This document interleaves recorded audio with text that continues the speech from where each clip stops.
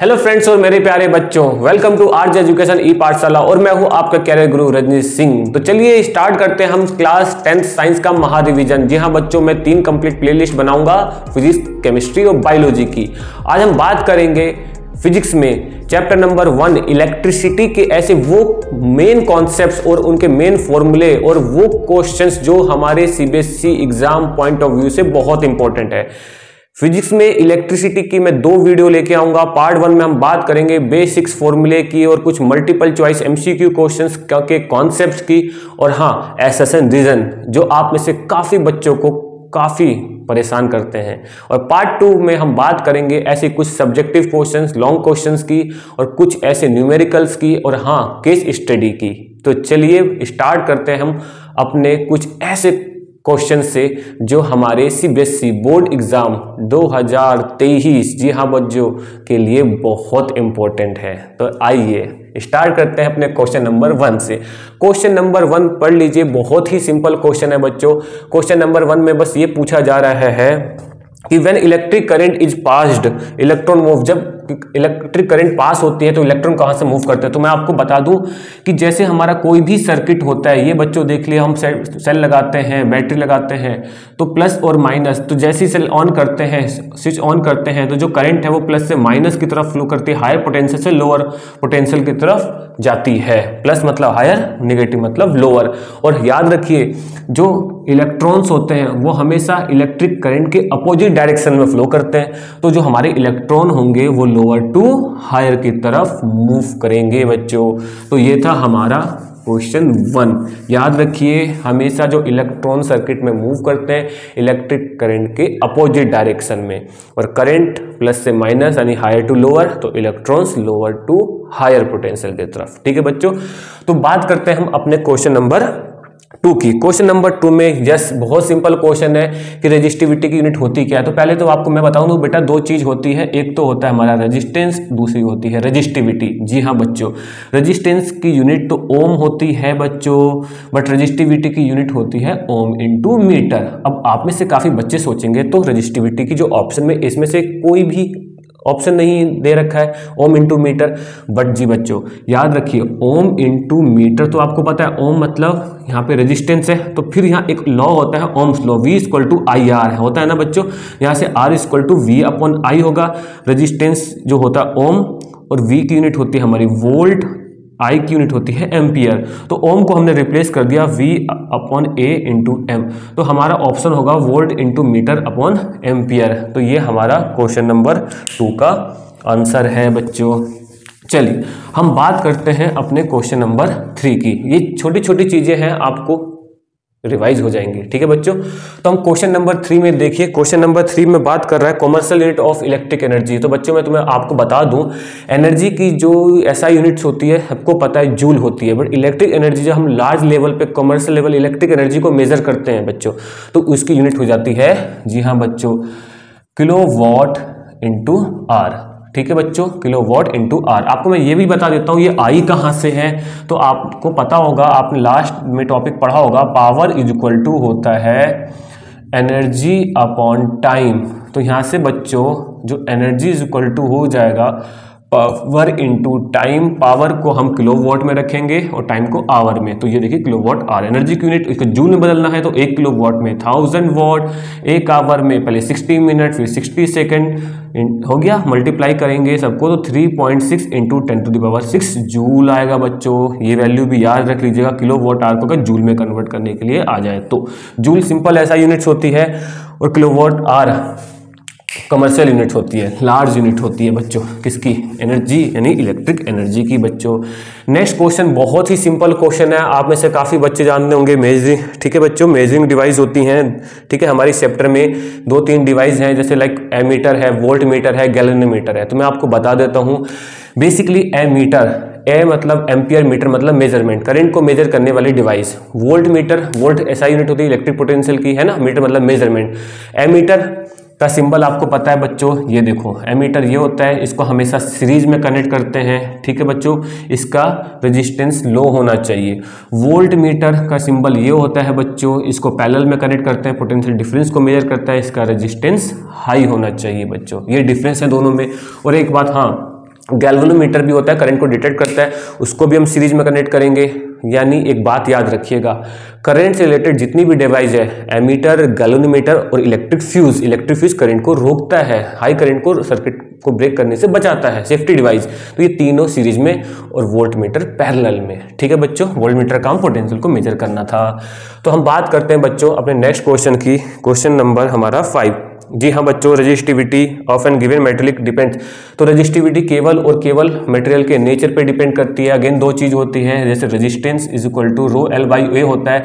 तो रेजिस्टेंस जो होता है वायर का, वो डायमेंशन पे, लेंथ पे डिपेंड करता है, एरिया थिकनेस पे। बट रेजिस्टिविटी ओनली और ओनली मटेरियल के नेचर पर और टेम्परेचर पे डिपेंड करती है। तो जी हाँ बच्चों, जो रेजिस्टिविटी है, जैसे एक वायर है एल्युमिनियम का, आप उसको काट दो 2 पार्ट में, इक्वल पार्ट में, तो उसका रेजिस्टेंस चेंज हो जाएगा बट रेजिस्टिविटी चेंज नहीं होगी, क्योंकि मटेरियल चेंज नहीं हुआ। एल्युमिनियम का काटने के बाद वो वायर कॉपर का नहीं हो गया। ठीक है, तो रेजिस्टेंस जिसकी यूनिट ओम होती है वो कंडक्टर के डायमेंशन पे डिपेंड करता है, बट रेजिस्टिविटी कंडक्टर के डायमेंशन पे नहीं, ओनली कंडक्टर के मटेरियल, नेचर ऑफ मटेरियल पे डिपेंड करती है।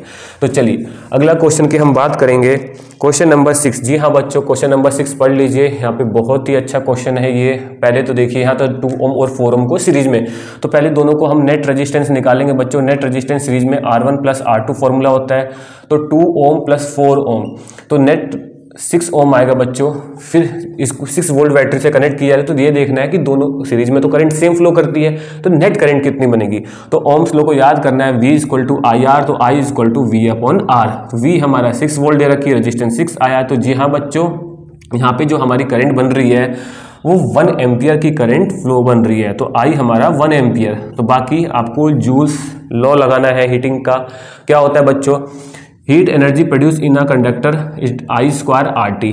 ठीक है बच्चों, I की वैल्यू 1, R हमारा दे रखा है 4 में, पूछा कि 4 ओम में कितनी हीट प्रोड्यूस होगी, टाइम हमारा 5 सेकेंड दे रखा है, तो यहाँ से आप देख लेंगे 20 जूल एनर्जी हमारी आ जाएगी बच्चों। तो ये था हमारा एक छोटा सा न्यूमेरिकल, जहाँ पे जूल्स लॉ कहता है heat energy directly proportional to square of electric current, heat energy produce resistance of. तो ये लॉ याद रखिएगा। तो पहले सीरीज में नेट रेजिस्टेंस निकाला, ओम्स लॉ लगाया, फिर हीट एनर्जी कैसे निकलती है। ठीक है बच्चों, 4 ओम में। अगर यह 2 ओम में पूछता तो R की वैल्यू हम 2 ओम रख देते। हम नेक्स्ट क्वेश्चन की बात करते हैं बच्चों, the heating element of electric iron made of. जी हाँ बच्चों, इलेक्ट्रिक आयरन का हीटिंग एलिमेंट हम किससे यूज करें, इसमें से उस ऐसे मटेरियल में से यूज करेंगे। जी हाँ बच्चों, हीटिंग इसका रिलेटिव रेजिस्टेंस बाकी मतलब हाई होना चाहिए और उसका मेल्टिंग पॉइंट भी हाई होना चाहिए। जी हाँ, तो क्रोम वायर जो कि निकिल और क्रोम एलॉय है, एक जो कि निकिल और क्रोमियम का मिक्सर होता है, 80-20% में है, ये आपको पता होना चाहिए। तो हम बात करते हैं अपने नेक्स्ट क्वेश्चंस की। ये देखिए बेटा, बहुत ही एक छोटा सा न्यूमेरिकल है। यहाँ पे वर्क डन 14 जूल हो रहा है, काम हो रहा है, कितने चार्ज दे रखा है, 2 कूलम चार्ज, कूलम चार्ज की यूनिट होती है। तो फॉर्मूला पोटेंशियल का V equal to W/Q, work done upon charge. तो ये देखिए 14/2 यानी हमारा 7 वोल्ट आंसर हो गया। कोई टेंशन नहीं, इलेक्ट्रिक पोटेंशियल डिफरेंस हमारा 7 वोल्ट आ गया। ठीक है, मैं फिर से रिवाइज कर रहा हूँ, V इक्वल टू W/Q। चलो नेक्स्ट क्वेश्चन की हम बात करते हैं, while a cell is being charge. ये क्वेश्चन बहुत इंपॉर्टेंट से पढ़ लीजिएगा। खाली सेल पूछा है और सेल की वर्किंग मोड में है, तो वहाँ पे जब सेल काम कर रहा होता है तो वहाँ पे उसकी केमिकल एनर्जी इलेक्ट्रिक एनर्जी में कन्वर्ट होती है। बट जब सेल चार्ज हो रहा होता है तो वो इलेक्ट्रिक एनर्जी को कंज्यूम करता है अपने केमिकल एनर्जी प्रोसेस के लिए। ठीक है, ड्यूरिंग चार्जिंग। ठीक है बच्चों, तो वहाँ पे इलेक्ट्रिक एनर्जी केमिकल एनर्जी में कन्वर्ट होगी। बट जब सेल वर्क करेगा, करंट को हम लेंगे, उससे इलेक्ट्रिक एनर्जी लेंगे, तब वो अपनी केमिकल एनर्जी को इलेक्ट्रिक एनर्जी में कन्वर्ट करेगा। तो ये क्वेश्चन बहुत इंपॉर्टेंट था कि ड्यूरिंग चार्जिंग है या ड्यूरिंग वर्किंग है। तो नेक्स्ट हम बात करते हैं the unit of potential difference. अभी मैंने आपको बताया था इलेक्ट्रिक पोटेंशियल डिफ की यूनिट जो होती है वोल्ट होती है, तभी तो ना वोल्ट मीटर। इलेक्ट्रिक पोटेंशियल को जो मेजर करता है उसको volt meter, volt electric potential, meter मतलब मेजरमेंट। और हाँ, हमेशा वोल्ट मीटर का सिंबल आपका ये होता है, हमेशा ये पैरेलल में कनेक्ट होता है। ठीक है बच्चों, इसका रेजिस्टेंस हाई होना चाहिए। ठीक है, हम बात करते हैं अपने नेक्स्ट क्वेश्चंस की। The copper is not prefer to make the fuse wire. अरे फ्यूज वायर में कॉपर का क्या काम, क्योंकि दो फ्यूज वायर में हमें एक ऐसा मटेरियल चाहिए जिसका मेल्टिंग पॉइंट क्या होना चाहिए, लो होना चाहिए। ठीक है, और रेजिस्टिविटी हमारी हाई होनी चाहिए। बट कॉपर का मेल्टिंग पॉइंट क्या होता है, लो होता है क्या? नहीं, कॉपर का मेल्टिंग पॉइंट हाई होता है। ठीक है। और रेजिस्टिविटी जो इसका होता है ना वो लो होता है, तो इसलिए हम कॉपर को यूज नहीं करते हैं कि यार मेल्टिंग पॉइंट तुम्हारा इतना हाई है, तुम तो ब्रेक हो गए नहीं और हमारा सर्किट डैमेज हो जाएगा, ठीक है। तो इसका इसलिए इसका मेल्ट, ठीक है बच्चों। नेक्स्ट क्वेश्चन बात करें कूलम। जी हाँ बच्चों, कूलम किसकी ऐसा यूनिट होती है? इलेक्ट्रिक चार्ज की यूनिट कूलम होती है। कूलम यानी जैसे आपको पता है क्यू की यूनिट होती है, फॉर्मूला होता है क्यू इक्वल टू एन, याद रख लीजिएगा, फॉर्मूला बहुत इंपॉर्टेंट है ये वाला भी, ठीक है। चार्ज, ठीक है, जैसे आपको इलेक्ट्रॉन पे चार्ज पता है, ठीक है। नेक्स्ट क्वेश्चन हम बात करते हैं। नेक्स्ट क्वेश्चन हम थोड़ी सी ऐसे बात कर लेते हैं जैसे एसेसन रीजन टाइप की। चलो अब हम बात करने जा रहे हैं एसेसन रीजन, जो आप में से काफी बच्चों को बहुत परेशान करते हैं। जल्दी से ऑप्शंस आपको पता होते हैं, स्टार्ट करते हैं पहले क्वेश्चन से। पहला क्वेश्चन कह रहा है when resistance R connected between the same 2 points, same 2 point के बीच कनेक्ट हो रहे हैं, रेजिस्टेंस सेम 2 पॉइंट के बीच मान लीजिए कनेक्ट हो रहे हैं, तो बच्चों ये तो पैरेलल कनेक्शन हो गया ना। अगर एक ही पॉइंट के बीच में कनेक्ट होते, ये देखिए अगर होता तो ये सीरीज होता, बट 2 पॉइंट के बीच तुम कनेक्ट कर रहे हो और तुम कह रहे हो सीरीज है, तो एसेसन हमारा कंप्लीटली रॉन्ग है। बट रीजन पढ़ के देख लीजिए, अगर कनेक्ट जो हमारे रजिस्टर है सीरीज में कनेक्ट तो करंट तो सेम होगी। जी हाँ बच्चों, रीजन सही है, यानी ऑप्शन इसका डी होगा। एसेसन कंप्लीटली रॉन्ग है, वो पैरेलल होना चाहिए था बट सीरीज मेंशन है, ठीक है। नेक्स्ट क्वेश्चन हम 2 की बात कर रहे हैं। Tungsten metal is used making the filament of lamps. जी हाँ बच्चों सही है। The melting point of tungsten is very low.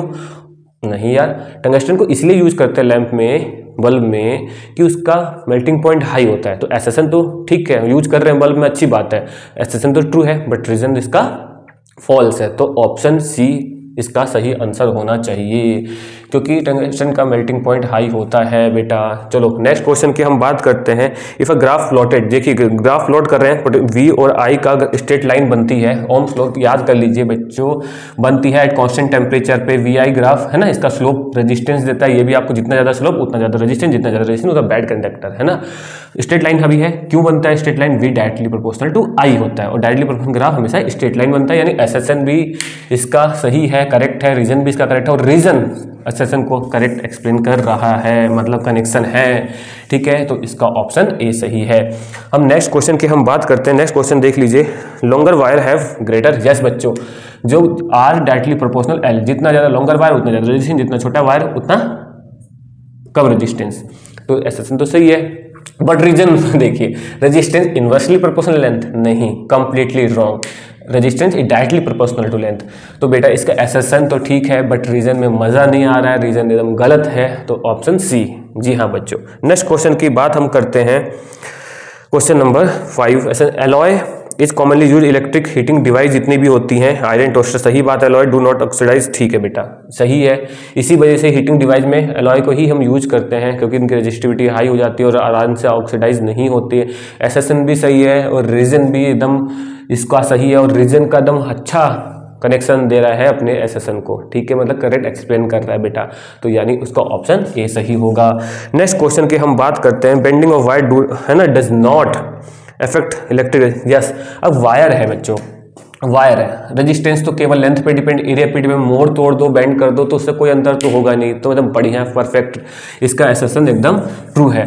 But reason देखिए, रीजन कह रहा है resistance of a wire is proportional to resistivity of material, ठीक है, हाँ ठीक है, resistance directly proportional resistivity of material, ये भी आपको पता है, बट रीजन भी तो ट्रू है, बट रीजन में एसेसन का कोई लिंकअप नहीं है, मतलब रीजन एसेसन को करेक्ट एक्सप्लेन डिफाइंड ही नहीं करे, दोनों ठीक है, तो ऑप्शन बी सही है, क्योंकि बेंड का मोड़ ना होने से इसका रेजिस्टिविटी ना तो मटेरियल चेंज होगा मोड़ने से, ना डायमेंशन चेंज होंगी, है ना, बेंड करने से, तो इसका ऑप्शन बी होना चाहिए। तो नेक्स्ट बात करते हैं question number 7, a cell is convert chemical energy into electric energy. सबको पता है जब सेल कन्वर्ट करता है वर्क में, मैंने कहा था ना, केमिकल को इलेक्ट्रिक, एकदम एसेसन ठीक है, बट रीजन आता है a cell maintain a potential difference across the terminal due to the chemical, yes, जब वायर हम सर्किट में लगाते हैं टर्मिनल का क्रॉस मेंटेन करता है, रीजन भी सही है, बट बेटा रीजन का एसेसन से तो कोई लिंकअप ही नहीं है ना, मेंटेन कर रहा है तो उसका मतलब थोड़ी ना केमिकल है, तो एसेसन रीजन दोनों ट्रू है, बट करेक्ट एक्सप्लेन नहीं है, तो इसका भी ऑप्शन बी करेक्ट होगा, ठीक है बच्चों।